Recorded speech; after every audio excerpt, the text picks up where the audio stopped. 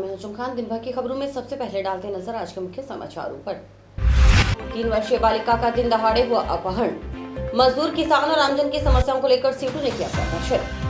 Gandhinagar underbridge की तरफ जगह छोड़ने को लेकर लोगों ने किया विरोध। चेयरमैन ने पहुंचकर पूरी जगह देने का दिया आश्वासन। पॉक्सो कोर्ट का फैसला, दुष्कर्म आरोपित को 10 वर्ष के कठोर कारावास की सजा। अब खबरें विस्तार से। जिले में गुरुवार को कोरोना का कोई नया पॉजिटिव रोगी नहीं मिला है। हालांकि पहले से पॉजिटिव 6 मरीजों के रिपीट सैंपल पॉजिटिव आए हैं। चिकित्सा विभाग के अनुसार 21 जुलाई को बीकानेर भेजे गए 231 सैंपल में से 197 की रिपोर्ट में 191 नेगेटिव आए हैं, जबकि इनमें से ही 6 पहले से पॉजिटिव मरीजों के रिपीट सैंपल पॉजिटिव मिले हैं। जिले के लिए खुशी की बात है कि 2 दिन लगातार 10-10 कोरोना पॉजिटिव केस आने के बाद गुरुवार को कोई भी कोरोना पॉजिटिव नहीं पाया गया। ऐसे में जिले के लिए अच्छी बात है, लेकिन हमें अभी भी नियमों का पालन करना होगा। मास्क पहनना, बार-बार हाथ धोने सहित सामाजिक दूरी बनाकर रखनी होगी, तभी हम कोरोना की चैन तोड़ पाएंगे। हालांकि पहले से पॉजिटिव आए लोगों के संपर्क में आने से 6 लोगों की रिपीट सैंपल पॉजिटिव आई है, लेकिन इन लोगों को अब क्वारंटाइन रहना होगा। वहीं अब तक 34 सैंपल की रिपोर्ट पेंडिंग है, जिसमें 16 नोहर के, 12 कैनाल कॉलोनी, 6 रावसर के सैंपल शामिल हैं। जिले में अब कोरोना पॉजिटिव मरीजों की कुल संख्या 177 है, जबकि 90 लोग रिकवर हो चुके हैं। अब एक्टिव केस 86 बचे हैं, जबकि जिले में एक मौत भी हो चुकी है। टाउन क्षेत्र में गुरुवार को दिन दहाड़े 3 वर्षीय बालिका का अपहरण हो गया। सूचना पर पुलिस बालिका व अपहरण करने वाली महिला की तलाश में जुट गई। पुलिस ने सीसीटीवी कैमरा की फुटेज खंगाली तो एक महिला उस बालिका का हाथ पकड़कर ले जाती नजर आ रही है। हालांकि महिला का चेहरा साफ नजर नहीं आ रहा। जानकारी के अनुसार टाउन में भटनेर किले के पास रहने वाले जोगेंद्र मंडल की 2 बेटियां पास की ही तलवाड़िया वाली बंद गली में स्थित किराना दुकान पर गुरुवार सुबह करीब 11:30 बजे सामान लाने गई थी। बताया जा रहा है कि रास्ते में उन्हें पीले रंग का सूट पहने एक महिला मिली। महिला दोनों लड़कियों में से छोटी बच्ची आंचल को उठाकर अपने साथ ले गई। यह बात आंचल की बड़ी बहन ने घर आकर बताई तो मोहल्ले में हड़कंप मच गया। सूचना मिलने पर टाउन के अलग अलग क्षेत्रों में पुलिसकर्मियों ने बालिका व महिला की तलाश शुरू कर दी। वहीं पुलिस ने नाकाबंदी करवा दी। इसके अलावा पुलिस ने अलग अलग टीम गठित कर बच्ची की तलाश शुरू कर दी। इस दौरान बस स्टैंड, रैन बसेरा, बसों, धर्मशाला आदि की भी जांच करवाई गई, लेकिन दोपहर तक बच्ची व महिला का कोई सुराग नहीं मिला। था जी, और हमारे को तो हम काम पे गए हुए थे, 8:30 बजे चल जाते हैं काम पे। उसके बाद हमारे साले के फ़ोन आया, बोला क्या जो वो आपकी बच्ची है ना वो गुम हो चुकी है, जाकर ढूंढो। फिर वहाँ से मोटरसाइकिल उठाए, फिर आए यहाँ सारी जगह ढूंढे, कहूँ नहीं मिला। बहुत छोटी वाली बच्ची बता रही है कोई ले गया है उसको चक के। छोटी बच्ची साथ में थी, नंदी नाम है उसका। तीनों इकट्ठी थी। ये नीचे दुकान थी यहाँ पे। अच्छा। वार्ड नंबर 21 के बंद गली तलवाड़िया वाली गली में एक बिहारी परिवार है। उनकी एक छोटी बच्ची है 3 साल की। वो बच्ची गली में खेल रही थी, अपनी बहन के साथ खेल रही थी। तो एक औरत आई और उसको कोई चीज़ खाने का बहाना देकर उसको साथ ले गई। ये किसी ने देखा, उन्होंने बताया। मेरे पास गली से फ़ोन आया कि इस तरह बच्ची गायब होगी। मैंने थाने में फ़ोन किया शेख साहब को, और पुलिस ने तुरंत प्रभाव से जवान भेज दिए और चारों तरफ नाकाबंदी कर दी।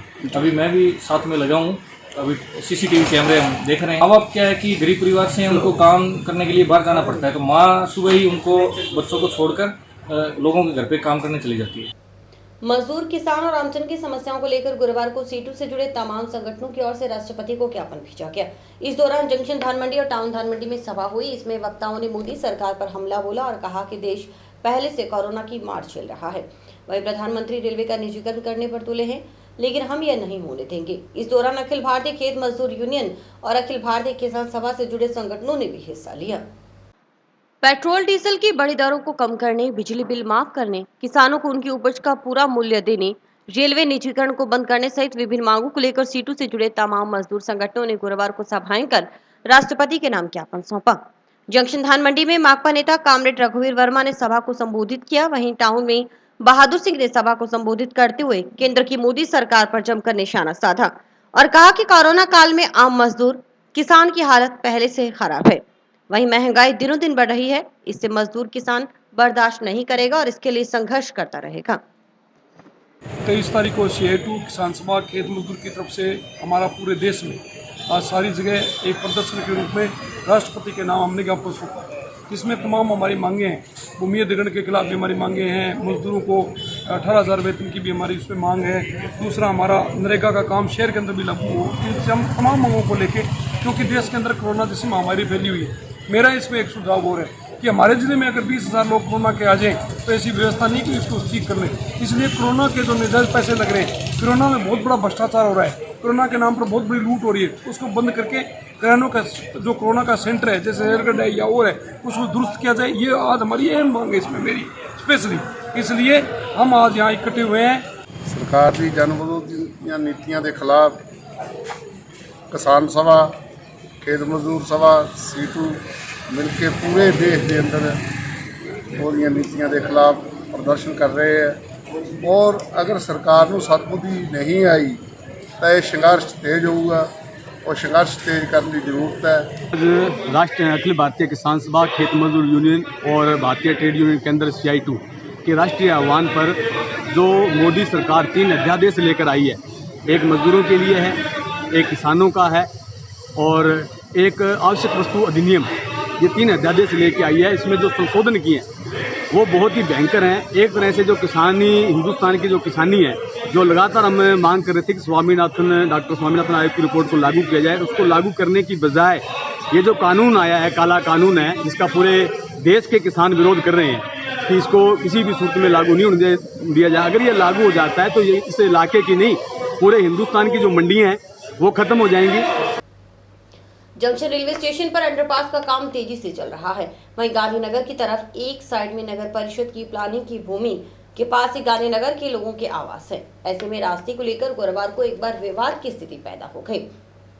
ऐसे में मौके पर पहुंचे परिषद चेयरमैन गणेश बंसल ने मौके पर जगह का नाप लिया और मामले को शांत करवाया।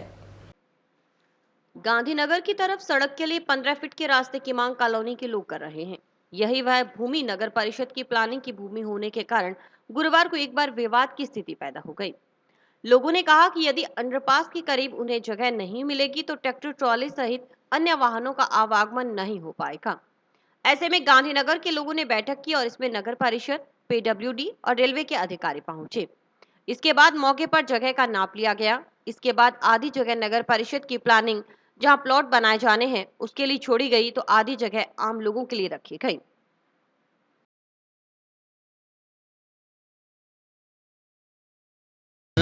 गांधीनगर कल्याण भूमि अंडरपास के लिए मोहल्ले की मीटिंग हुई और नगर पालिका के कर्मचारी आए, चेयरमैन साहब भी आए, सभी PWD के अधिकारी, नगर परिषद के सभी कर्मचारी आए।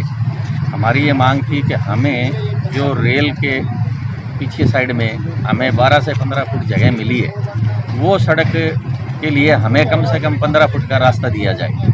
लेकिन वो कह रहे हैं कि नहीं, ये 7.5 से 8 या लगभग 10 फुट रास्ता मिलेगा, तो उसमें ट्राली वगैरह वो एंट्री नहीं हो पाएगी। फिर भी चेयरमैन साहब हमें आश्वासन दे के गए हैं कि गलत किसी के साथ नहीं होगा, कोई मकान में कोई टूट फूट नहीं होगी, पहले लोग हैं और उसके बाद में जो है ये कार्यालय और अधिकारी बाद में। हम किसी का नुकसान नहीं करेंगे और सड़क में इसमें पूरी जगह देंगे, वो हमें ये आश्वस्त करके गए हैं। तो मैं समझता हूँ ये बहुत अच्छी खुशी की बात है।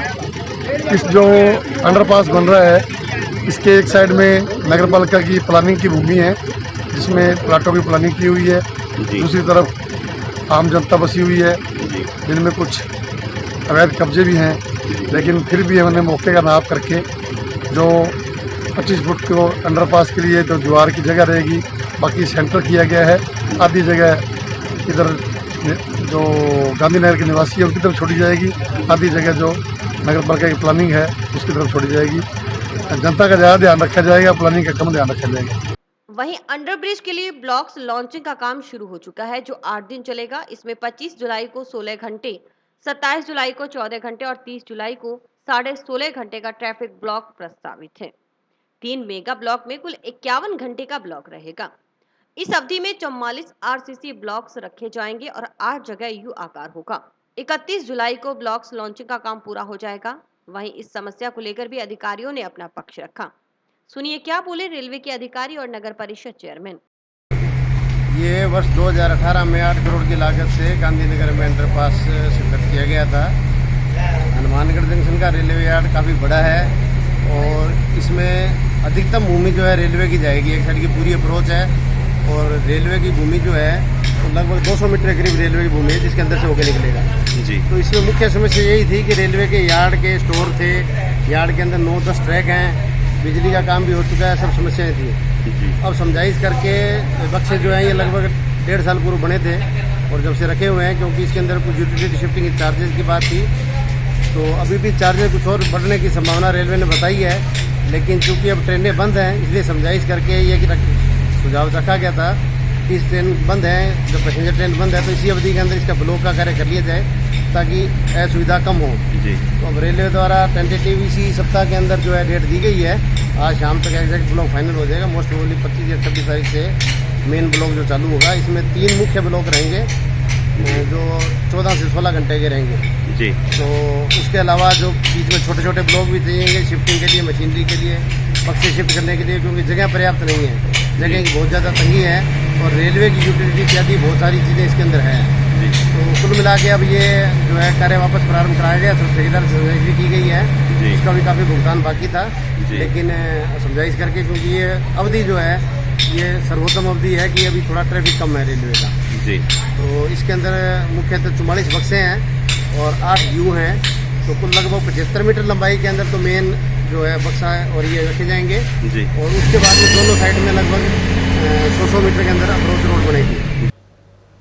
पीलीबंगा में 500 ग्राम अफीम सहित जालोर जिले के 2 लोग गिरफ्तार हुए हैं। भजनलाल पुत्र मोहनलाल माचरा निवासी आमली सांचौर और कृष्णाराम पुत्र काशबाराम बिश्नोई निवासी पुर सांचौर को गिरफ्तार किया गया है।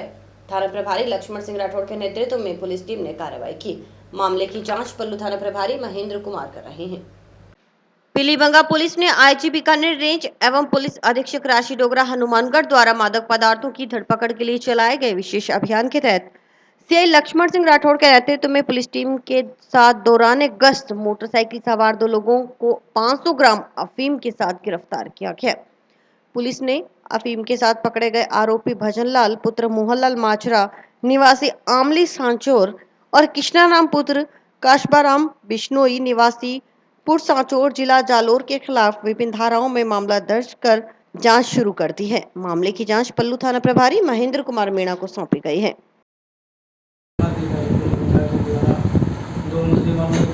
500 ग्राम इस संबंध में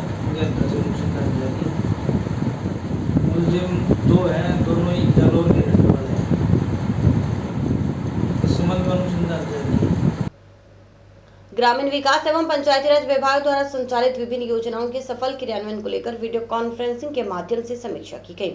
वीसी में पंचायत समिति के समस्त सरपंचों, विकास अधिकारी, सहायक विकास अधिकारी, पंचायत प्रसार अधिकारियों सहित आवास प्रभारियों ने भाग लिया। वीसी के जरिए सीईओ ने आवश्यक दिशा निर्देश भी दिए।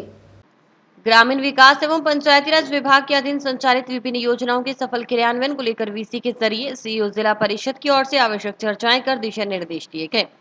पंचायत विकास अधिकारी ने बताया कि विशेषकर शौचालय निर्माण के टारगेट को समय पर पूरा करने के लिए आवश्यक चर्चा कर दिशा निर्देश दिए गए हैं। बताया गया कि 15 अगस्त तक लक्ष्य पूरा करना है। इसके अलावा प्रधानमंत्री आवास योजना के तहत निर्माणाधीन व हो चुके निर्माण कार्यों की समीक्षा, नवसृजित पंचायतों के भवन निर्माण सहित सरपंचों की विभिन्न समस्याओं पर चर्चाएं हुई। बताया गया कि लॉकडाउन के कारण शौचालय निर्माण कार्य अटक गया था। अब तक करीबन 3500 शौचालय का निर्माण पेंडिंग है।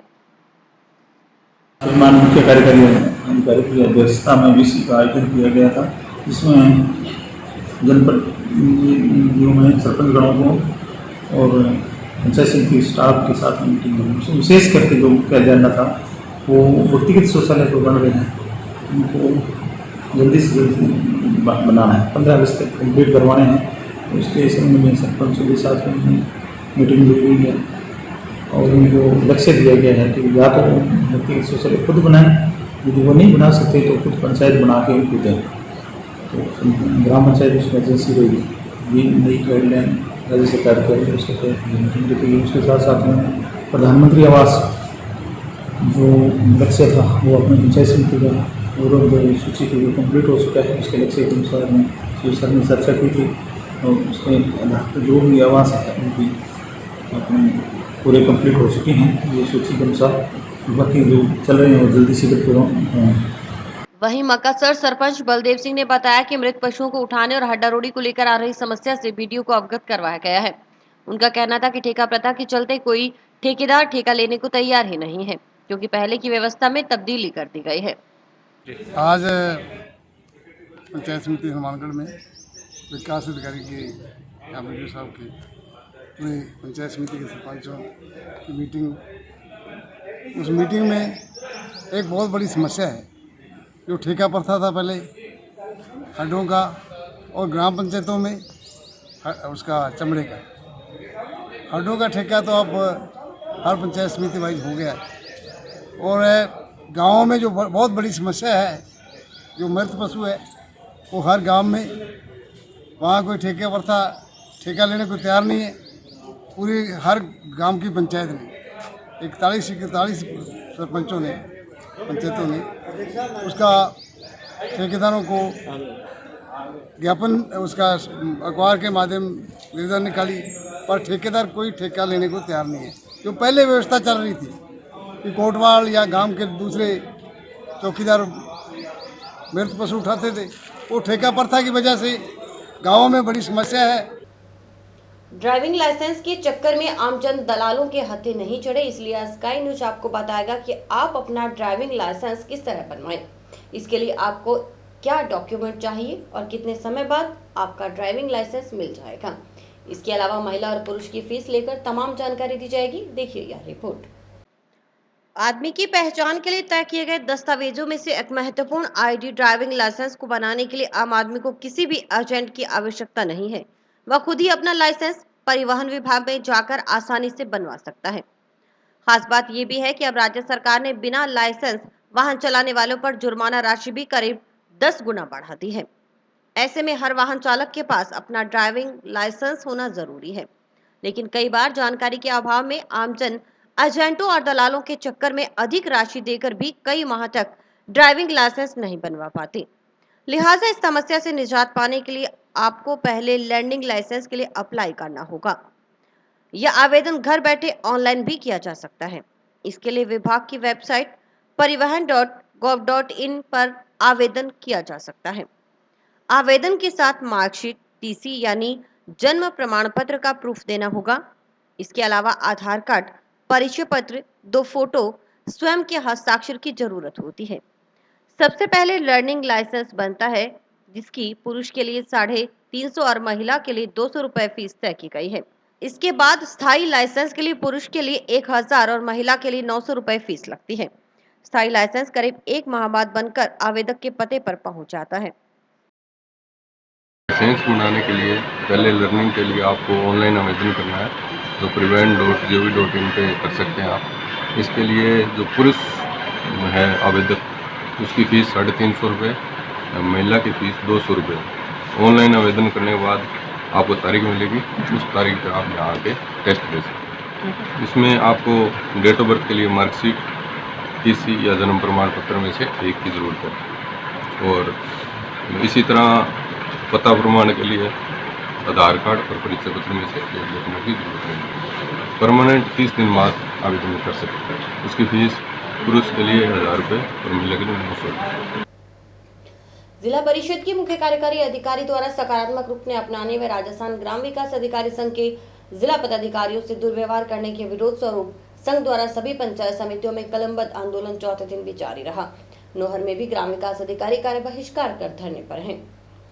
जिला परिषद सीईओ के रवैये सहित विभिन्न मांगों को लेकर ग्राम विकास अधिकारियों का धरना गुरुवार को भी जारी रहा। 17 जुलाई को सीईओ के पास वार्ता के लिए गए ग्राम विकास अधिकारियों की समस्या का निराकरण नहीं कर दुर्व्यवहार किया गया। इसके बाद से ही ग्राम विकास अधिकारियों का आंदोलन जारी है। जिले की सभी पंचायत समिति कार्यालयों के आगे ग्राम विकास अधिकारियों का क्रमिक आंदोलन जारी है। वहीं प्रदर्शनकारियों ने चेतावनी दी है कि जब तक सभी तरह के पेंडिंग कामों की सीसी जारी नहीं होगी और सकारात्मक वार्ता के लिए सीईओ न्योता नहीं देंगे, तब तक धरना जारी रहेगा। अधिकारी जिला शाखा हनुमानगढ़ है, सीईओ साहब से तो फील्ड में वर्तमान में समस्या उनके लिखित में लेकर गया, जिस पर सीईओ साहब से वार्ता में पंचायतों में जांच के नाम पर अपना बहुत जमाने और तकनीकी अधिकारियों गैर तकनीकी अधिकारियों द्वारा जांच कराने और का दबाव बनाया गया और 3 साल पुरानी शीशियाँ जारी नहीं करें, उन जांच के नाम पर रोका जा रहा है। बार बार में अलग अलग आक्षेप लगाए जा रहे हैं। एक ही शीशी पर अलग अलग दिनों में अलग अलग प्रकार के आक्षेप लगाए जा रहे हैं, जबकि जीकेएन 2010 के प्रावधानों के खिलाफ जाकर आक्षेप तय किए जा रहे हैं, जिससे ग्राम विकास अधिकारी संघ ने कहा कि इस प्रकार जीकेएन 2010 में कोई प्रावधान नहीं है। सीओ साहब ने कहा ये मेरा अधिकार है, जांच जिस चाहूँ जिस एंगल से मैं करवाऊँगा, और तकनीकी अधिकारी से गैर तकनीकी अधिकारी जांच कराऊँ तो ये मेरा अधिकार है। हमने कहा अगर आपका अधिकार है तो आप अपने अधिकारों का प्रयोग करें, और इस प्रकार हमें आपकी अटदर्मिता को सहन नहीं करेंगे। बृहस्पतिवार को MP साहब की मीटिंग में MP साहब ने भी कहा कि जिन कार्य पूर्णतः हो चुके हैं, 3 वर्ष से जो कार्य पूर्ण हो चुके हैं, आज तक उनकी शिष्य करके समायोजन नहीं किया जा रहा है, जिससे ग्राम विकास अधिकारी संघ ने शिष्य तुरंत जारी करने और समायोजन करने की मांग की, जिससे सीओ साहब ने कहा कि ये मेरा अधिकार है, मैं करूँ तो करूँ, नहीं करूँ नहीं करूँ। अब तक सीओ साहब के कार्यालय में जितनी भी शिष्य पेंडिंग पड़ी है, जब तक वो नहीं करते हैं तब तक हमारा ये आंदोलन जारी रहेगा। जिला परिषद के मुख्य कार्यकारी अधिकारी द्वारा सकारात्मक रुख न अपनाने और राजस्थान ग्राम विकास अधिकारी संघ के जिला पदाधिकारियों से दुर्व्यवहार करने की विरोध स्वरूप संघ की ओर से सभी पंचायत समितियों में आंदोलन चौथे दिन जारी रहा। इस दौरान आंदोलन कर रहे ग्राम सेवकों को हनुमानगढ़ सरपंच यूनियन ने भी समर्थन दिया है। सरपंच एसोसिएशन के अध्यक्ष देवेंद्र सिंह बराड़ ने कहा कि ग्राम सेवकों के बिना ग्राम पंचायतों में कोई काम नहीं हो रहा। राजस्थान ग्राम विकास अधिकारी संघ द्वारा सीयू जिला परिषद हनुमानगढ़ द्वारा सकारात्मक रुख ने अपनाने, तकनीकी अधिकारियों पर दोषारोपण, गैर तकनीकी अधिकारियों से निर्माण कार्य में जांच की धमकी देने के विरोध स्वरूप कोविड-19 को छोड़कर समस्त कार्य का बहिष्कार कर आंदोलन शुरू किया, जो गुरुवार को चौथे दिन भी जारी रहा। सरपंच देवेंद्र सिंह ने बताया कि ग्राम सेवकों के हड़ताल पर होने से पंचायतों में कोई काम नहीं हो रहा। उन्होंने बताया कि लोगों को मृत्यु प्रमाण पत्र, वारिसनामा, जन्म प्रमाण पत्र, जाति प्रमाण पत्र आदि बनाने में दिक्कतें हो रही हैं। उन्होंने कहा कि उनकी मांगे जल्द मानी जाए ताकि आमजन के काम समय पर हो सके। सरपंच देवेंद्र सिंह ने कहा कि ग्राम सेवकों की समस्या को लेकर सरपंच यूनियन उनके साथ है। गौरतलब है कि 17 जुलाई को सीओ के पास वार्ता के लिए गए ग्राम विकास अधिकारियों की समस्या का निराकरण नहीं करके दुर्व्यवहार किया गया। इसके बाद से ही ग्राम विकास अधिकारियों का आंदोलन जारी है। जिले की सभी पंचायत समिति कार्यालयों के आगे ग्राम विकास अधिकारियों का क्रमिक आंदोलन जारी है। वही प्रदर्शनकारियों ने चेतावनी दी है कि जब तक सभी तरह के पेंडिंग कामों की सीसी जारी नहीं होगी और सकारात्मक वार्ता के लिए सीईओ न्योता नहीं देंगे, तब तक धरना जारी रहेगा। हम जितने भी सरपंच हैं जी, आज सेक्रेटरी साहब हड़ताल पे चल रहे 4 दिन से, पंचायतों का कोई भी काम नहीं हो रहा। तो इनकी जो भी समस्या हम इनके साथ में है, जल्द से जल्द सीओ साहब के पास जाना है, कहीं भी जाना तो हम इनके साथ रहेंगे, सेक्रेटरी के साथ में, और जल्द से जल्द इनकी हड़ताल खोलने का प्रयास किए। पंचायतों में बहुत नुकसान हो रहा है जी, सेक्रेटरी के बिना कुछ भी नहीं चल रहा। वहाँ किसी ने कोई डेथ प्रमाण पत्र बनवाना है या किसी ने कोई वारसनामा बनवाना है, और कुछ भी नहीं हो रहा पंचायतों में। तो एक मांग और हमारे जो सेक्रेटरी साहब जो हड़ताल पर हैं 4 दिन से, इनकी समस्या भी उनके सामने रखी थी। तो वीडियो साहब ने आश्वासन दिया है भी आज सीओ साहब से वार्ता करके इनका सुलझा कराएंगे, और उस जो पंचायत में उसमें ज़्यादा हम सरपंच तंग हैं साहब। जो ग्राम विकास अधिकारी वार्तालाप के बाद ही उसका कोई समाधान होगा, और उसके प्रयास चल रहे हैं, जल्दी शीघ्र ही वार्तालाप होगी, धरना लाया जा सकता है। चिकित्सा एवं स्वास्थ्य विभाग की ओर से बुधवार को 565 डॉक्टर्स के पदस्थापन आदेश जारी किए गए हैं। इसमें जिले को कई नए डॉक्टर मिले हैं, इससे रोगियों को राहत मिलेगी। जिला अस्पताल में स्वास्थ्य सुविधाएं और बेहतर होंगी क्योंकि जिले को 16 नए डॉक्टर और मिले हैं। दरअसल चिकित्सा एवं स्वास्थ्य विभाग की ओर से बुधवार को 565 डॉक्टर के पदस्थापन आदेश जारी किए गए हैं। इसमें जिले को कई नए डॉक्टर मिले हैं, इससे रोगियों को राहत मिलेगी। पीजी परीक्षा पूर्ण कर चुके anesthesia doctor Bhajan Lal, doctor Rajkumar, gynae doctor Prem Bachhiya, radiologist doctor Vivek Kumar, चर्म रोग विशेषज्ञ doctor Anju, doctor Pramod Kumar Sharma, doctor Vikas Chaudhary, medicine doctor Sandeep Kumar व राकेश कुमार जिला अस्पताल, ortho doctor Virendra Shekhawat, ENT doctor Mohabbat Ali व डॉक्टर ऋषि कुमार संगोदिया को रावतसर, डॉक्टर शंकरलाल खाती, डॉक्टर मनीष कुमार, डॉक्टर मनोज डुड्डी और डॉक्टर विनोद कुमार को CSC नोहर में लगाया गया है।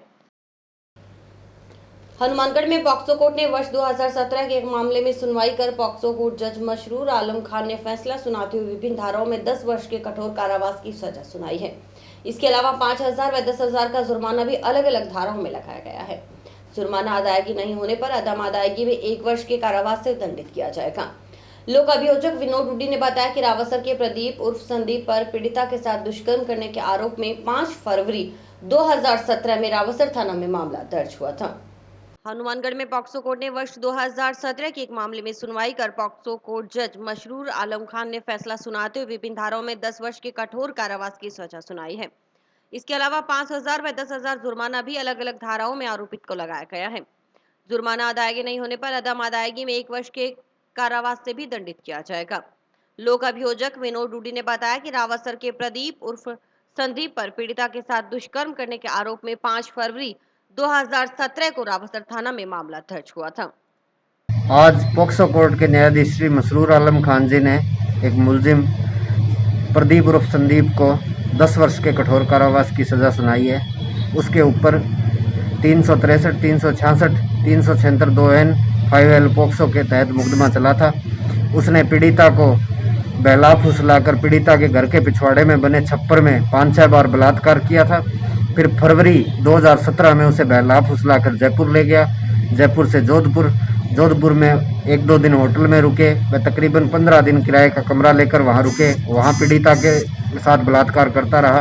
वो शादीशुदा था और पीड़िता को शादी का झांसा देकर उसके साथ कई बार बलात्कार किया। उस मुकदमे की FIR रावतसर थाने में 5 फरवरी 2017 को दर्ज हुई थी।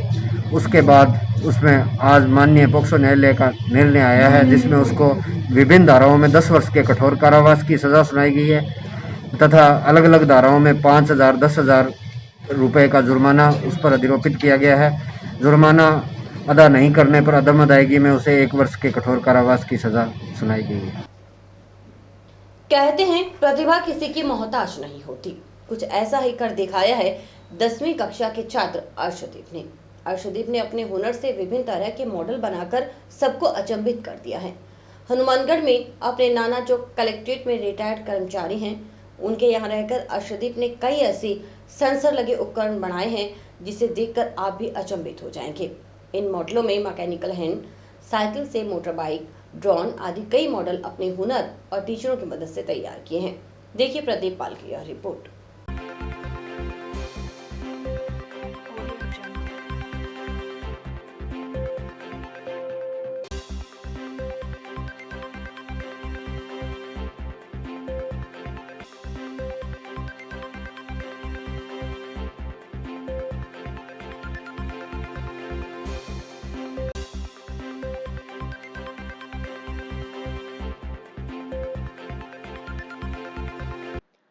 यह है 10वीं कक्षा का अर्शदीप, जिसे अगर लिटिल वैज्ञानिक कहें तो कोई अतिशयोक्ति नहीं होगी।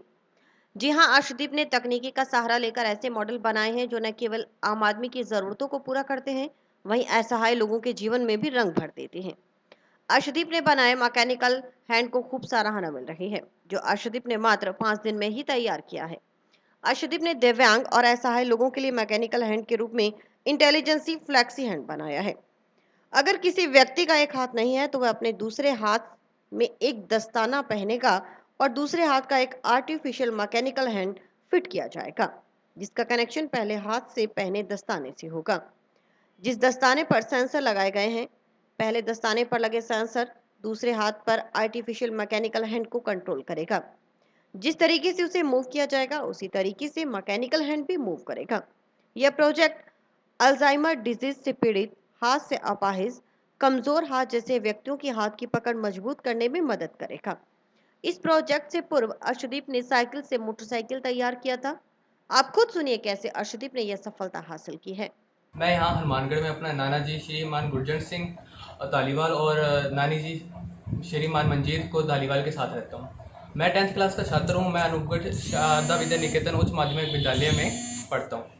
हमने कई प्रोजेक्ट तैयार किए हैं, जिनमें से मेनली हमारा प्रोजेक्ट है robotic flexi hand. Robotic flexi hand के अंदर हमने मोशन सेंसर्स लगाए हैं जो हमारे एक दस्ताने के ऊपर लगे हुए हैं, जिसके आप जब भी कोई मोशन करते हो आपका हाथ का, तो वो मोशन सेंसर सेंस कर लेते हैं। तो वो सेंस करने के बाद अपने जो आर्डिनो बोर्ड होता है उसके अंदर प्रोग्राम फीड है, तो उसके अंदर इनपुट सिग्नल देते हैं। अब ये इनपुट सिग्नल आगे जाके सर्वो मोटर्स को अपना ऑन या ऑफ करते हैं, जिनके कारण अपना दूसरा फ्लेक्सी हैंड वर्क करता है। और ये फ्लेक्सी हैंड उनके लिए ज़्यादा इम्पोर्टेंट है जो लोग अपने हाथ का वर्क काम नहीं कर सकते, जो जिनका हाथ कटा हुआ है या किसी भी कारण से उनका हाथ डैमेज हो चुका है।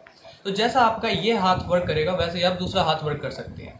ये हमारा लेटेस्ट अपडेट है, इसको हमने अभी 3 दिन में तैयार किया है और उसकी सैंपल करने में 1 दिन लगा था, प्रोग्राम करने में 1 दिन लगा था, तो टोटल हमने 5 दिन में इसको कंप्लीट किया है। इसके साथ हमने कई और प्रोजेक्ट बनाए हैं जो हमारे स्कूल में शारदा विद्या निकेतन में है, और जिनमें से mainly bike to motor bike और साथ में कई जैसे कि robotic control, drone and switch, power on button, light motion sensor and अपने एक रोबोटिक कार बनाई है जो ऑब्जेक्ट डिटेक्टिंग है, जिसके अंदर से हम देखें कि वो उसके सामने कोई भी ऑब्जेक्ट आता है तो वो उसको सेंस करके पीछे हटकर देखती है कि किधरली साइड ज़्यादा अपने स्पेस है तो उधर अपने को मुड़ जाती है। मैं आगे जाकर अपने अभी 10th पास आउट की है तो मैं आगे साइंस लूँगा और साइंस में बीटेक करने की कोशिश करूँगा, और आगे मेरा सपना है कि मैं सिविल इंजीनियर बनूँ और IAS की तैयारी करूँ। मैं इसके नाना जी हूँ, मीस के,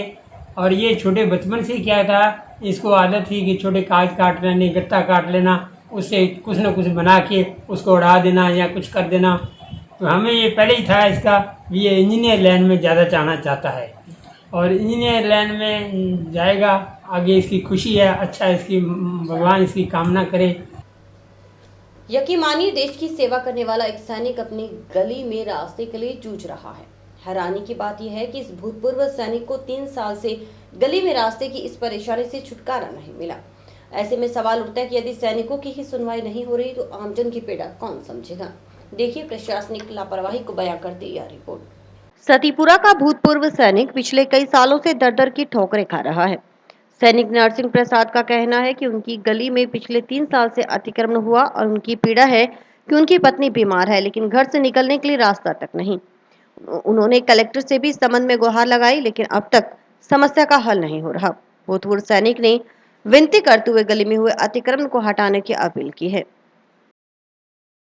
सतीपुरा निवासी हूँ और मुझे मेरी गली के लिए आज 3 साल से मैं इधर उधर भटक रहा हूँ, और वहाँ एक कबाड़ पर फैक्ट्री है जो कि वहाँ कबाड़ पड़ा है, उसका एक ट्रॉले बढ़ रहे हैं, वहाँ वो हटाते नहीं है। रास्ता मेरा अवरुद्ध है, निकलने की जगह नहीं है।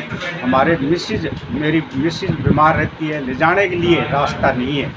कई बार मैं कलेक्टर साहब को विज्ञापन दिया और उच्च अधिकारियों को विज्ञापन दिया, अब तक कोई उस वार्ड के लिए कोई कार्रवाई नहीं हो रही है। एक भूतपूर्व सैनिक की विनती है कि मेरा ये कार्य जल्द से जल्द करवाया जाए। और इसी के साथ समाचार समाप्त हुए। रोजाना देखते रहिए समाचार। नमस्कार।